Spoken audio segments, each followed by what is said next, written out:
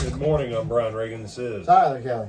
And we welcome you on this Tuesday to the 33rd Psalm, verses 18 and 19, Tyler.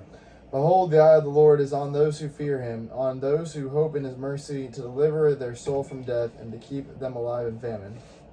Our soul waits for the Lord, he is our help and our shield. All right. So, you might as well finish the last two verses then. Okay. For our heart shall rejoice in him because we have trusted in his holy name. Let your mercy, O Lord, be upon us just as we hope in you. Okay. So we started this process out back in Genesis 26, specifically with Isaac in a year of famine. And it said this was the second famine since the one in Abraham's time. And we've looked at a lot of these verses about the Lord's promise during famine. And here again, the eyes of the Lord are on those who fear him, those who hope in his mercy. Now, isn't that an interesting thing? You have to respect him and also have hope in him. To do what?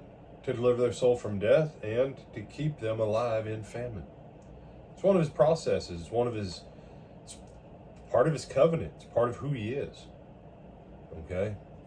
It's not someone, no. This is above, okay? This is above the general covenant blessings. This is God saying to people 500 years after Moses, what? Even if the rest of the country goes sideways, I'll still take care of you if you'll. So, and this goes back to, oddly enough, conversation I had last week, Tyler.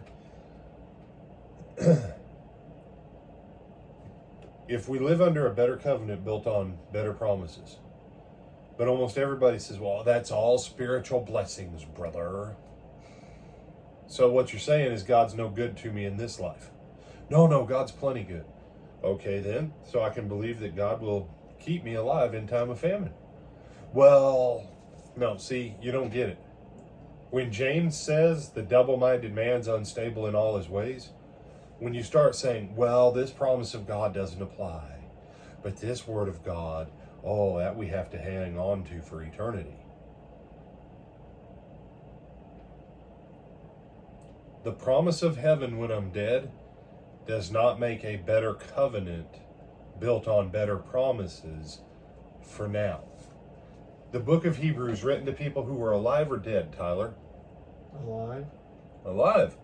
Written to Christians, Satanists, pagans, or Jews? That would have been Christians. Christians. He told them, don't go back to your Old Testament covenant with its promises for God's care over your life. Stay in this covenant because it's a better covenant. It's got better promises. The gospel of Christ has to be better. And the bottom issue is, back then, he would take care of us in famine, take care of our ancestors. He'll take care of us too. Other thoughts, my brother? No, sir. All right, with that, I'm Brian Reagan. This is Tyler Kelly. And we bid you good day.